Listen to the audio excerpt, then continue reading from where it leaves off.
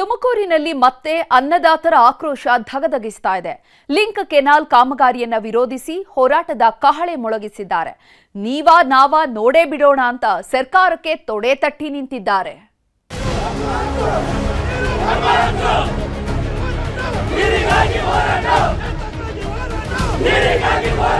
ಹತ್ರತ್ರ ಒಂದು ತಿಂಗಳಿಂದ ತುಮಕೂರಿನ ರೈತರ ಆಕ್ರೋಶ ಸ್ವಲ್ಪವೂ ತಣ್ಣಗಾಗಿಲ್ಲ. ಹೇಮಾವತಿ ಎಕ್ಸ್ಪ್ರೆಸ್ ಕೆನಾಲ್ ಕಾಮಗಾರಿ ನಿರ್ಮಾಣ ಮಾಡಬೇಡಿ ಅಂತ ರೈತರು ಪಟ್ಟು ಹಿಡಿದಿದ್ರು. ಸರ್ಕಾರ ಕ್ಯಾರೆ ಅಂದಿರಲಿಲ್ಲ. ಸಾವಿರಾರು ಪೊಲೀಸರನ್ನ ಹೇಮಾವತಿ ನದಿ ನೀರು ಕಾಮಗಾರಿ ಜಾಗಕ್ಕೆ ನಿಯೋಜಿಸಿದ್ರು. ಭದ್ರತೆ ಹಾಕಿ ಕೆಲಸ ಮಾಡಿಸ್ತಿದ್ರು. ಆದ್ರೆ ರೈತರ ತಾಳ್ಮೆಯ ಕಟ್ಟೆ ಇವತ್ತು ಒಡೆದೋಯ್ತು.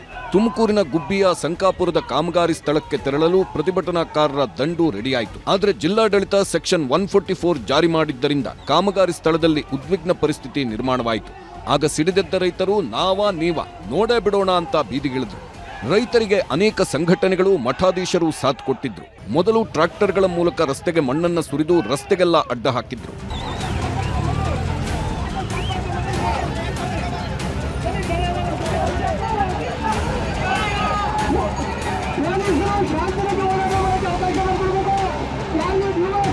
ರಸ್ತೆಗೆ ಮಣ್ಣು ಸುರಿದ ಬೆನ್ನಲ್ಲೇ ರಸ್ತೆ ದಾಟಿ ಬರದಂತೆ ದೊಡ್ಡ ದೊಡ್ಡ ಟೈರ್ಗಳನ್ನ ಹಾಕಿ ರಸ್ತೆಯಲ್ಲೇ ಬೆಂಕಿ ಇಟ್ರು.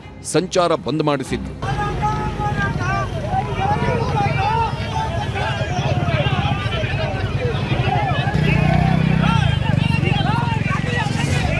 ಮೊದಲೇ ರೆಡಿಯಾಗಿದ್ದ ಪೊಲೀಸರು ರೈತರ ಮನವೊಲಿಸೋಕೆ ಬಂದ್ರು. ನಿಟ್ಟೂರಿನಿಂದ ಪಾದಯಾತ್ರೆ ಮೂಲಕ ಕಾಮಗಾರಿ ನಡೆಯುತ್ತಿದ್ದ ಸುಂಕಾಪುರಕ್ಕೆ ಬರುತ್ತಿದ್ದ ಸಾವಿರಾರು ರೈತರು ಹೋರಾಟಗಾರರನ್ನ ತಡೆದ್ರು. ಆಗ ರೈತರು ಪೊಲೀಸರು ಹೋರಾಟಗಾರರ ಮಧ್ಯೆ ಮಾತಿನ ಚಕಮಕಿನೂ ನಡೆಯಿತು.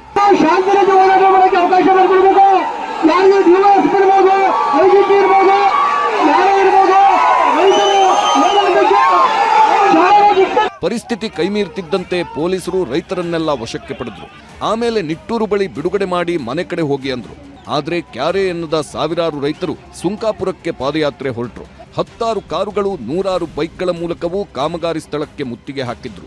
ಕಾಮಗಾರಿ ನಡೆಸುತ್ತಿದ್ದ 8ಕ್ಕೂ ಹೆಚ್ಚು ಜೆಸಿಬಿ ಕಾರ್ಮಿಕರನ್ನ ಅಲ್ಲಿಂದ ವಾಪಸ್ ಕಳಿಸಿದ್ರು. ಜೆಸಿಬಿಗಳನ್ನ ಹತ್ತಿ ನೀರಾವರಿ ಕಾಮಗಾರಿ ಜಾಗವನ್ನೆಲ್ಲ ಧ್ವಂಸ ಮಾಡಿದ್ರು. ನೀರಿನ ಪೈಪ್ಗಳನ್ನ ಜೆಸಿಬಿ ಮೂಲಕ ಕೆನಾಲ್ಗೆ ಉರುಳಿಸಿದ್ರು. ಮಣ್ಣನ್ನ ಅಗೆದು ಬೇರೆ ವಾಹನಗಳು ಬರದಂತೆ ರಸ್ತೆಯನ್ನ ಅಗೆದು ಹಾಕಿದ್ರು.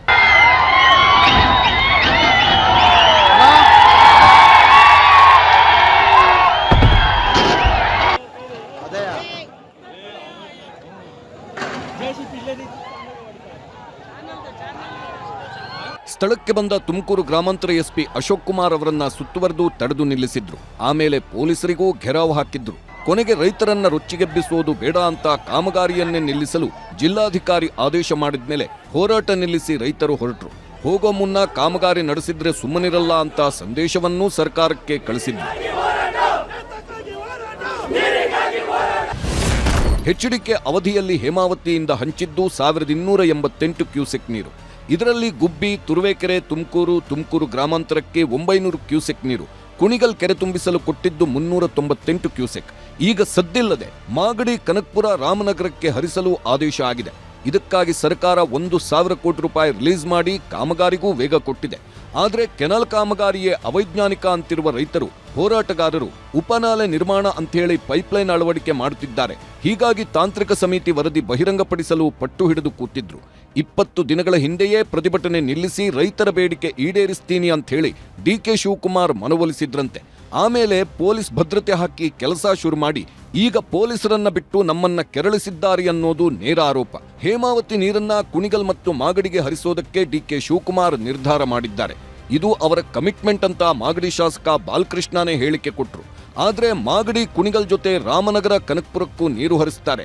ಇದರಿಂದ ಗುಬ್ಬಿ ಸೇರಿದಂತೆ ತುಮಕೂರು ಜನರಿಗೆ ನೀರಿನ ಸಮಸ್ಯೆ ಆಗುತ್ತೆ ಅಂತಿದ್ದಾರೆ ಬಿಜೆಪಿ ನಾಯಕರು. ಇನ್ನು ಹೋರಾಟದ ಹಿಂದೆ ಬಿಜೆಪಿ ಜೆಡಿಎಸ್ ನಾಯಕರು ರಾಜಕೀಯ ಮಾಡುತ್ತಿದ್ದಾರೆ ಅಂತ ಡಿಕೆ ಶಿವಕುಮಾರ್, ಪರಮೇಶ್ವರ್, ಸಿಎಂ ಕೂಡ ಸಿಟ್ಟಾದ್ರು. ಅಡ್ಡಿಪಡಿಸ್ತಕ್ಕಂಥ ಕೆಲಸ ಆಗಬಾರ್ದು ಪ್ರಾಜೆಕ್ಟ್. ಅದಕ್ಕೆ ಅದರಲ್ಲಿ ಏನು ಸಮಸ್ಯೆ ಇದೆ ಅಂತ ನಾನು ಇವ್ರ ಜೊತೆ ಡಿಸ್ಟ್ರಿಕ್ಟ್ ಇನ್ಚಾರ್ಜ್ ಮಿನಿಸ್ಟರ್ ಜೊತೆ ಮಾತಾಡಿದ್ದೀನಿ, ಪರಮೇಶ್ವರ್ ಜೊತೆ. ಬಿಜೆಪಿಯವರು ಅದನ್ನ ನಿಲ್ಲಿಸಬೇಕು, ಮಾಡಿಕೊಡುದು ಅವೈಜ್ಞಾನಿಕ ಅಂತ ಹೇಳಿದ್ರು. ಈಗ ಅವರು ತಡೆಯೋದಕ್ಕೆ ಬಂದಿದ್ದಾರೆ. ಅದಕ್ಕಾಗಿ ಒಂದಿಷ್ಟು ಗಲಾಟೆಗಳು ಮತ್ತೊಂದು ಎಲ್ಲ ಆಗಿದೆ. ಅವ್ರಿಗೂ ಮಾನಸಿಕವಾಗಿ ಎಲ್ಲ ಶಾಸಕರು ಗೊತ್ತಿದೆ. ಕೃಷ್ಣಪ್ಪನವರು ಮಾತಾಡಿದ್ದಾರೆ, ಸುರೇಶ್ ಗೌಡರು ಮಾತಾಡಿದ್ದಾರೆ, ಅವರು ಹೇಳಿದ್ದಾರೆ ನಮ್ಗೆ ಅರಿವಿದೆ ಅಂತ ಹೇಳಿದ್ದಾರೆ. ಪಾಪ ಏನೋ ಅವ್ರು ಹೋರಾಟ ಮಾಡ್ತಾರೆ, ಹೋರಾಟ ಮಾಡೋದು ನಾನು ತಪ್ಪು ಅಂತ ಹೇಳಲ್ಲ.